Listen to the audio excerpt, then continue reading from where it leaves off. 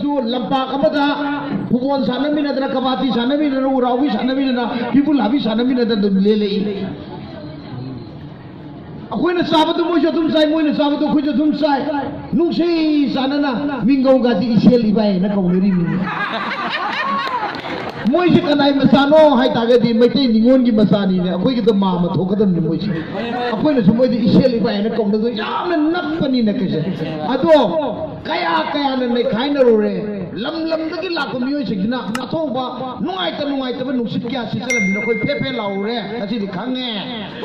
Moina नहागे अखोइ बु फेफे लाउरिबा अखोइ बु नुसिना सिचलदि करिगिनो हायदे अखोइ अनि न ngangjaba loan do asam ki lamdam dagi mangan nabagi oirame khangdana ngasidi yam nungsinare akhoi gi loan kan mangamgadawa akhoi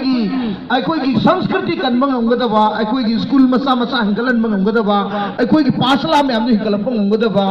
who is a leader dukana no ade therpu matamda thoibani थोइबगी political केयर कोन खंगजरे माई career से कमाई तो उनो कोई खंगजरे मा मपम खुदि मक्का सा बगान दले मियोय सिंगी मपुंग पेननबा मकोई अवाब कया माना संताइन न होनबा ngमन न बतेंग पांग न होनबा मैतै की समस्या के आदा माना ngमन होन जबा मैतै पांगल की समस्या के कोन न होन जबा अदु नतना हिंदुस्तानी कया की अदगी बेंगोली कया की शॉर्ट तरो होनबद एम्प्लॉय तरो होनबद थलक पिन न होनबद अंगक पथौदांग लौबा लीडर्स की मनुंगदा मैतै मसा की मनुंगदा पुनम कोइना मक्को कोइना उबा ngamba लीडर अदु थोइबो ओइरे मरमदना मा ख्वाइदगी चावबा भारत की पॉलिटिकल लीडर्स की मनुंगदा ओइबा बीजेपी की टिकट फंदना हाकुम से वोट लेपे हाकुम मैदी 2016 दा अमांगी ताम अलेदा 2016 दा वोट लेपदा मा से सेकेंड उसिन नसिना ताहुरे सेकेंड ताब वोट लेपदा सेकेंड ताब काने दबदी वोट लेपनी को लमजेन सेनबो दि लुमालम तो जुताय सेकेंड लमजेन सेनबो दि थार ताबदा कोलोम फंबदम यावे कोई अदुना बोले पदे कई कानरम मथा सारगा लन थुम पिंगगा मतम मागा तोपदो अदुना नुंगाई ओरमे अदुबो सेकेंड ताबा मतमदा मागी खावद यावरमिबा वोटर लिसिंग कुथा निपुदुदी मा एमएलए होइना बिदु थाजननबा मी मयामदगी पुक्सेन तिंगनबदि पुक्सेन पिनबदि कइदौबा अरेमद मोगी बो हक्तुदि मांगलद्रा मांगलोय आई वोट काद्रबसु अइसे एमएलए मपुम मगु ओइद्रबसु आई सेकेल एमएलए ने खांगा थबक तौरगे नमा सेकेल एमएलए की वाखन खलग मान थबक तौरकने अलेदि हुजिति कइदौरे मागी ममिंग से दुम मयामना खंगनरे अदुदि ममांगदि सेकेंड ताजबनी अदुना मतमदि प्रजा म्याम जु लोइना कॉन्टेक्ट ngमदि कुमसीदि प्रजा म्याम जु लोइना कॉन्टेक्ट लेरे मैतै पांगन जु नुक्सी चानना लेमिनरे अदुगा कांगलो खुदिमक से एगी मी ओइना खोमजन जब ngमे अदुनदि यामना लाइना बीजेपी की टिकेट से पिरा नि एना माना खंजबने अदुबु उसिन नासिना अमुक पिरक्तरे पिरक्तब मतमदगी अंगक मछामा प्रजा म्याम माना टिकेट पिरकनी आई वोट दगी नुक्सी बियोना खोमबो मयाम दु इकाई नुक्सी यानदना गवाती द माजे स्विच ऑफ तोसलगा लोड लुरबने अदैदि टिकेट फंगद्रे मयाम द वाबीरे माना मोंदे हेन मयाम द वाबीरे टिकेट फंगद्रदि तोयबदि बोले तारबरा ओए बीजेपी ने टिकेट पिरक्तसो कांग्रेस टिकेट पिरक्तसो तिनामंग कांग्रेस टिकेट पिरक्तसो एनी तोन खुदि मन टिकेट पिरक्तसो प्रजा अखोय मयाम पुन्ना मांद टिकेट पिरजे न वाले नरे अदुना हुजिक्सी पीरिब टिकेट मयाम जिजे मदुना लोइदे टिकेट पीबगी अरोय नुमिति कइनो दे अप्रैल की तारीख 1 दा टिकेट पीब लोइगदम अप्रैल की तारीख 1 दा टिकेट पीदोइनी टिकेट की पार्टी की लीडर बीजेपी की लीडर कांग्रेस की लीडर मोगी स्टैंडिंग कमिटी मयाम दर पीगे तब ओरमद्रे बोर्ड की टिकेट सिदी कनाना पीबना ख्वाइदगी कानरमगे हाबु वोटर न पीब टिकेट न ख्वाइ कानर अदना लाखदुर तारीख 1 से माओ टिकेट से पीबीयू टिकेट पीबीने लेबीरब मैम पुनमको थोइबगी एक्टिविटीज मैम पुनमक खंगबिरे अदुना मागी सेरियल नंबर 6 किहोम यकपा सेरियल नंबर 6 दा कयाम फजब अर्थ ले मैतई सिनाउसिंग इपा इमा इबेजिना करीम खुदोंग थिबम तारकोम दा एक्सीडेंट थोलको मतमदा खुदोंग थिबम दंग लाइफम दिफम दगा तुसल्लुब मतमदको कार मसा बसुदगे नाबग तो पाक फरक्तर कांद नंगबु कमाई तोने अद तुसल्लुई औदि अपम लाइफुनि मफम दुदा थवाई मी लोई चोंथोक्तरे लेरम तारे अदुनदी अंत सल्लुसी इसागी मथाई लौ ननमेम ने माई बेजिंगना चला कांदा हे थवाई मंगा मग मीगा थाना तरुंग मग आइना लोखत ले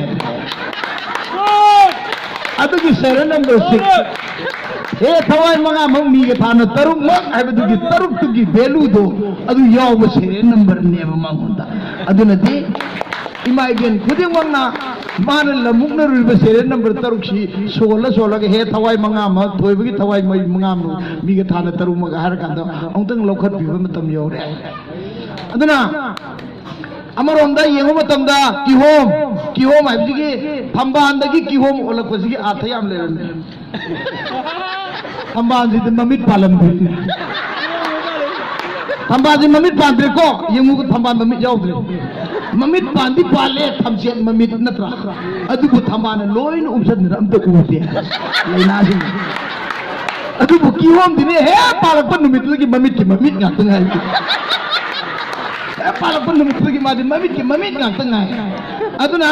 ममांग द लेखिबा मियोय सिंगना येंजलमगी सांगसे ममित अनि खतनी येंगबि एमएलए कागिबा खुदिमंगना येंगमबसे लखीपुर केंद्र से लेगिबा मकन मखा कया कागिबा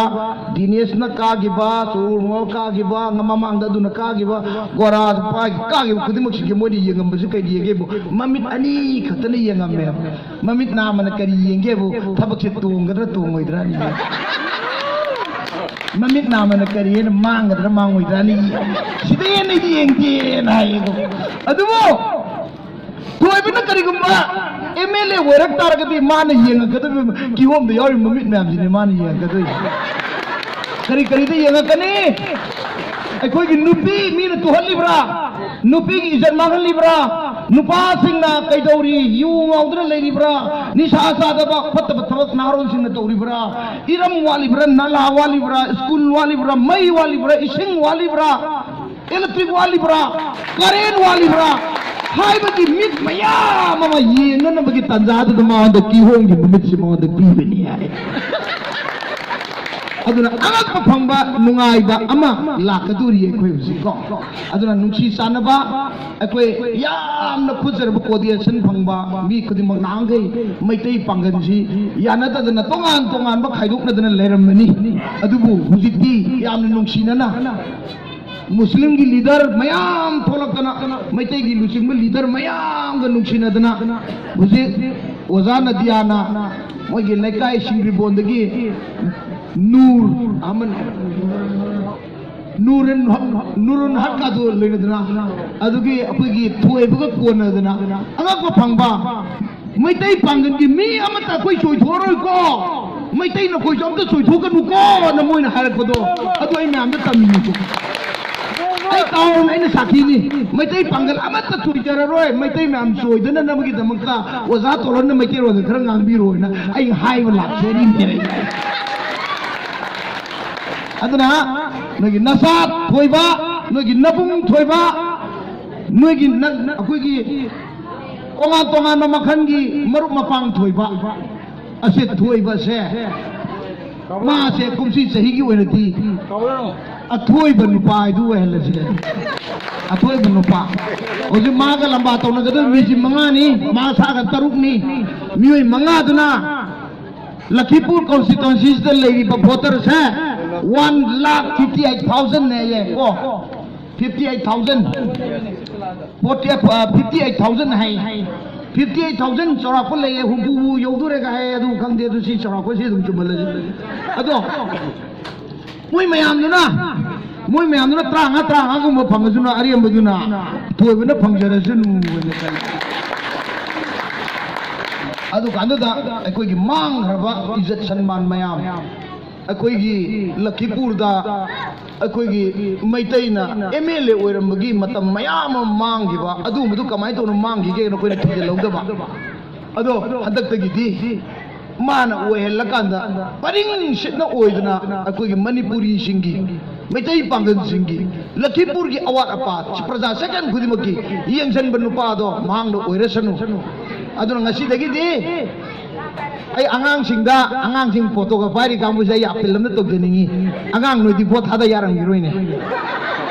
ꯑꯉꯥꯡ ꯅꯣꯏꯗꯤ ꯚꯣꯠ ꯊꯥꯗ ꯌꯥꯔꯝꯈꯤꯔꯣꯏ ꯆꯨꯝꯃꯤꯀꯣ ꯑꯁꯤ ꯏꯕꯣ ꯅꯣꯏꯗꯤ ꯚꯣꯠ ꯊꯥꯗ ꯌꯥꯔꯝꯈꯤꯔꯣꯏꯅꯦ ꯊꯥꯗꯕ ꯌꯥꯔꯣꯏꯅ ꯅꯣꯏꯅ ꯂꯦꯝꯅ ꯂꯩꯊꯣꯛꯀꯅꯨ ꯅꯣꯏ ꯚꯣꯠꯀꯤ ꯊꯕꯛ ꯈꯔ ꯇꯧ ꯑꯩ ꯍꯥꯏꯒꯦ ꯑꯉꯥꯡꯒꯤꯗꯨ ꯈꯔ ꯁꯦꯟꯅꯒꯦ ꯚꯣꯠ ꯊꯥꯗꯕ ꯌꯥꯗꯕ ꯀꯥꯡꯕꯨꯗꯨ ꯅꯃꯥ ꯅꯄꯥꯗ ꯉꯁꯤꯗꯒꯤ ꯅꯤꯡꯉꯥꯏ ꯇꯧꯕ ꯍꯧꯔꯣ ꯏꯋꯣꯝꯗ ꯚꯣꯠ ꯊꯥꯗꯣꯛꯑꯣ ꯀꯣꯔꯝꯗ ꯚꯣꯠ ꯊꯥꯗꯣꯛꯑꯣ ꯅꯠꯇ꯭ꯔꯗꯤ